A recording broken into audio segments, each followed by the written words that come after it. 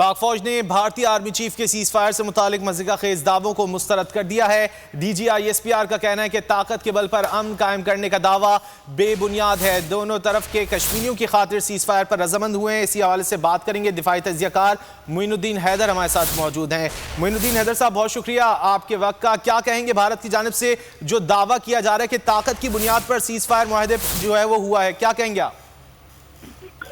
میرے خیال سے یہ بیان تو واقعی مضحکہ خیز ہے، اور اس پر میرے خیال سے پاکستان کو کوئی ریئیکشن ہی نہیں دینا چاہیے تھا۔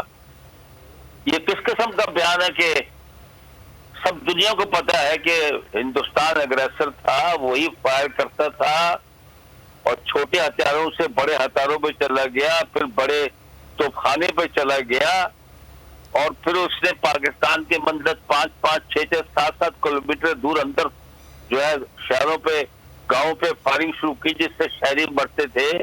اور نیشنز کے آبزرورز ہیں پاکستان کے سائٹ پر LOC کے، ان کو جا کر دکھاتے تھے کہ دیکھو بھائی یہ ہندوستان کے گولے یہاں پر آ کے لگے ہوئے ہیں، یہ گھر گر گیا، یہ لوگ پتہ کر لو یہ شہید ہو گئے۔ تو مطلب وہ اگریسر تھا، ہم ان کو منع کرتے کیوں یہ خواہ کا فائر کر رہے ہو، کیوں خواہ کی یہ جانیں دے رہے ہو۔ لیکن ان کا اپنے مقاصد تھے، دنیا کو بتانا مقصود تھا کہ یہ پاکستانی یہاں سے بھیج رہے ہیں دہشت گرد، تو ہم اس کو روک رہے ہیں۔ حالانکہ انہوں نے اتنی بارڈ وائر لگائی ہوئی ہے، اتنی مائن لگائی ہوئی ہیں، اسرائیلی سے ریڈار لے کر لگائے ہوئے ہیں جو کوئی پیدل جو بھی پک اپ کر لیتے ہیں، تو سب جھوٹ تھا یہ۔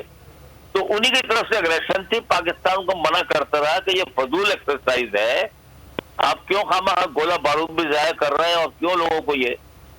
تو مطلب کہ ہم تو ہمارا تو دوسری بات یہ ہے کہ اگر کوئی طاقتور ہوتا ہے اور وہ کرنا کہ وہ یہ کہنا کہ ہم طاقتور تھے تو ہم نے سیز فائر کو منوایا ہے، وہ منوایا گیا۔ پاکستان تو چاہتے نہیں ہے جھگڑا کرنا، پاکستان تو چاہتے ہی نہیں فائر کرنا آپ پر، اور پاکستان تو مجبوری میں آپ کے فائر کا جواب دیتا ہے جب بھی آپ فائر کرتے ہیں۔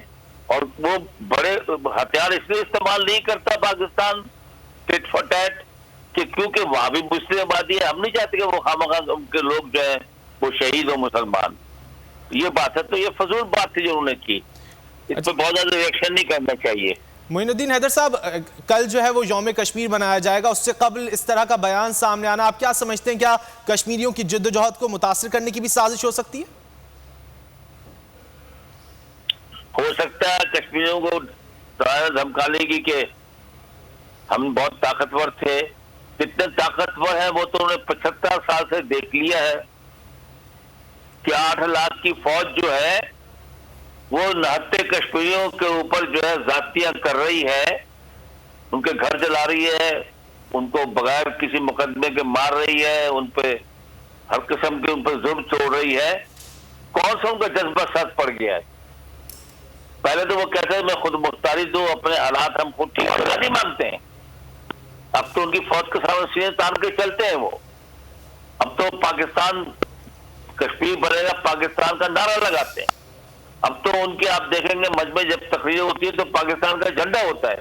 تو کیا حاصل کر لیا اس نے طاقت کے استعمال سے؟ ہندوستان کو سمجھنا چاہیے کہ اس کا کوئی خاطر خواہ انصاف سے حل نکالنا پڑے گا، نہیں تو خود بھی ہندوستان بہت ڈسٹرب رہے گا۔